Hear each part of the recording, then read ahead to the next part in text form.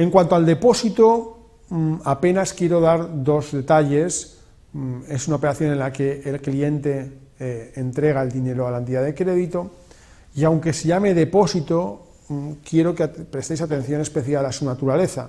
¿Por qué? Porque realmente no es un depósito. La propiedad de los fondos pasa a la entidad de crédito, no es retenida por el depositante. Y la entidad de crédito te convierte en un acreedor. En el caso de que haya una insolvencia, pues tendrás que acudir a la cola de los acreedores. Sí que es verdad que el Fondo de Garantía de Depósitos te garantiza la recuperación de tu dinero, pero tú no puedes reclamar los billetes que entregaste. El banco dispone de ese dinero, como hemos visto en la interposición crediticia. Y por tanto su naturaleza no es exactamente de depósito, es atípica, no es tampoco un préstamo, porque puedes recuperar tu dinero en cualquier momento, pero bueno, echarle un vistazo al contenido. En cuanto a las operaciones bancarias activas, vamos a hacer referencia solamente a dos en esta segunda parte de la contratación bancaria, que son préstamo y crédito y descuento.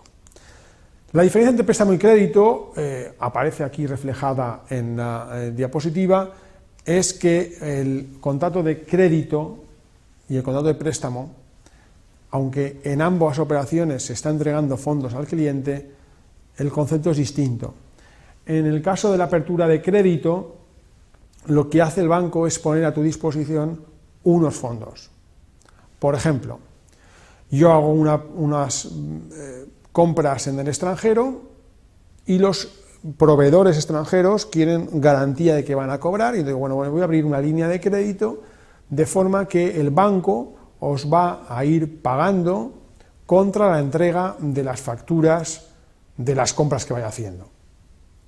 Ahí hay una apertura de crédito del cual se puede disponer del 100%, del 50%, no se sabe, según vaya haciendo compras y los proveedores vayan queriendo cobrar con cargo a esa línea de crédito.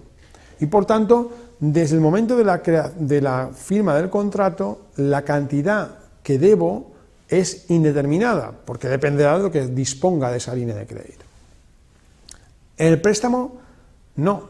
En el préstamo, desde el primer momento, la cantidad es líquida y determinada. Si yo pido un préstamo de 200.000 euros para la compra de una vivienda, los 200.000 euros los tengo que devolver con sus correspondientes intereses. Y esa cantidad está determinada desde que firmé la operación.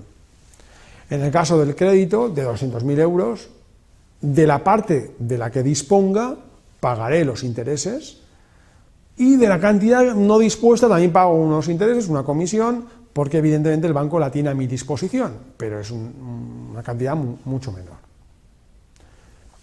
De toda la problemática de préstamo y crédito, quiero dejaros también sobre la mesa el problema de la preferencia de créditos.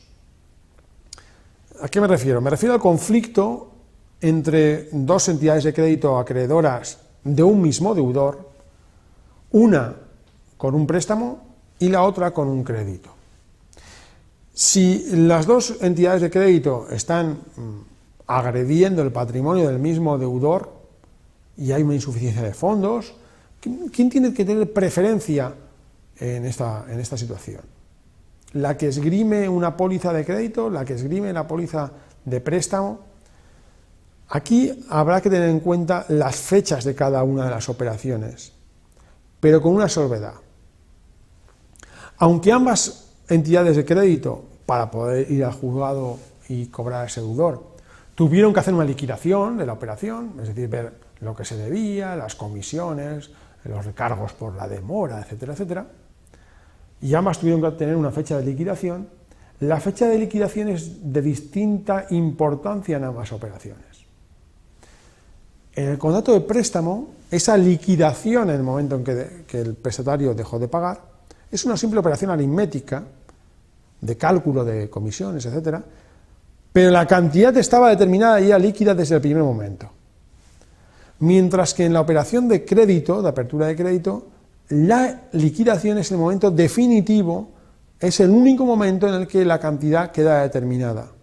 porque lo que se abrió en el momento de la firma del contrato fue una disponibilidad. Por tanto, en caso de concurrencia, ¿qué crédito tiene preferencia? Las fechas que habrá que barajar son, para el préstamo, la fecha de construcción de la operación, la fecha de la firma del contrato. Mientras que para la póliza de crédito tendremos que considerar la fecha posterior de liquidación. Y esas dos fechas serán las que haya que considerar al efecto de determinar la preferencia.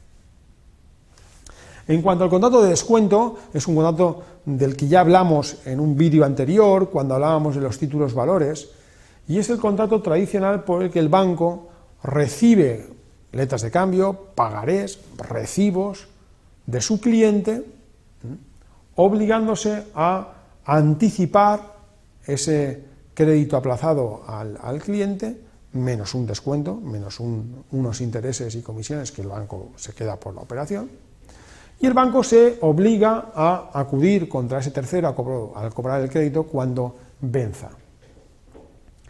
Si el crédito no es pagado, el banco puede acudir contra su cliente por la cláusula llamada salvo buen fin, puesto que el pagaré se descontó en el banco para obtener financiación, salvo buen fin, salvo que el pagaré no tuviera un buen fin, no se pagara, en cuyo caso el banco puede recuperar su dinero del cliente.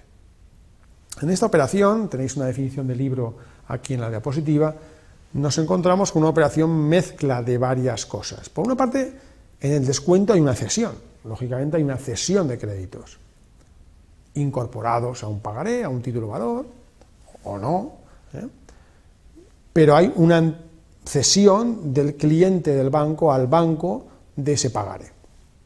Pero ese no es el objetivo de la operación. El objetivo de la operación es la financiación. Ese cliente, a cambio de ese descuento, recibe liquidez, recibe el importe del crédito, menos lo que se queda al banco, los intereses y tal, y por tanto hay una parte de préstamo. Sin embargo, también se separa del préstamo el que el banco tenga que desarrollar una actividad posterior, porque el banco tiene que cobrar ese crédito del tercero cuando llegue su vencimiento, y por tanto tiene una actividad, una diligencia, que quizá acercaría al contrato de comisión, aunque el banco, a diferencia del comisionista, no está actuando por cuenta de su cliente. Cuando cobra el pagaré del tercero, está cobrando algo que es suyo, está actuando por cuenta propia. Luego, esa diligencia a la hora del cobro no proviene de la comisión. Digamos que estamos ante un contrato de naturaleza compleja, atípica, con mezcla de cesión, de préstamo, de comisión. Hay dos grandes clases de descuento: el descuento comercial, donde existe realmente una operación comercial de la cual surgió ese pagaré que yo ahora descuento, y el descuento llamado financiero, que es un simple préstamo en el que el título valor es cobertura de ese préstamo, pero no hay una operación comercial con un tercero que realmente es el tercero que ha firmado el pagaré y yo ese pagaré lo llevo a mi entidad de crédito. ¿Qué obligaciones tienen las partes? Bueno, la entidad financiera anticipa los fondos, no debe, evidentemente, requerir esos fondos hasta el momento del vencimiento del pagaré, de la letra de cambio o del crédito que sea, y cuando llegue el vencimiento tiene que tener un deber de diligencia a la hora de cobrar ese pagaré del tercero deudor y por tanto intentar cobrarlo. No me estoy refiriendo a que deba entablar un pleito contra el deudor que firmó ese pagaré, no, tiene que gestionarlo. Si el pagaré no es cobrado, no es abonado, directamente irá a su cliente por la cláusula salvo buen fin, pidiéndole que le devuelva porque la operación no resultó. Anticipar fondos, evidentemente no reclamar el crédito antes del vencimiento, y una vez el vencimiento, pues cobrar diligentemente el pagaré, y si no cobra, pues acudir a la reposición de fondos de su cliente. El cliente, bueno, en primer lugar tiene una obligación clara, que es decir, declarar si estamos ante un descuento comercial o ante un descuento puramente financiero. Evidentemente, si hay una simulación de una operación con clientes que realmente no existe, pues podríamos estar ante un delito de estafa. Una entidad tiene un cliente que le compra habitualmente mercancía, pero lleva ya 6 meses sin comprarle nada. Como el banco se fía de que su cliente tenía este operador que le compraba habitualmente mercancía, lo que hace este señor es falsificar un pagaré y llevarlo a la entidad para su descuento. La entidad se fía en la medida en que, bueno, conoce a ese cliente, conoce la firma del pagaré y por tanto descuenta el título, pero luego resulta que no existía tal operación. Aquí estamos ante una estafa, ¿eh? Bien. Fundamentalmente, una vez dicho esto sobre la declaración del tipo de descuento, el cliente tiene que transmitir en propiedad el crédito objeto del contrato de descuento, que pasa a ser del banco. Deberá pagar los intereses, que se pagan anticipadamente, de ahí el nombre del contrato, porque el banco solamente le satisface a su cliente el importe menos intereses y comisiones de la operación. Y la última operación muy importante es que la última obligación es que el cliente en el contrato de descuento, el cliente descuentatario, tiene que salvaguardar al banco del posible impago del tercero, es lo que se llama cláusula salvo buen fin.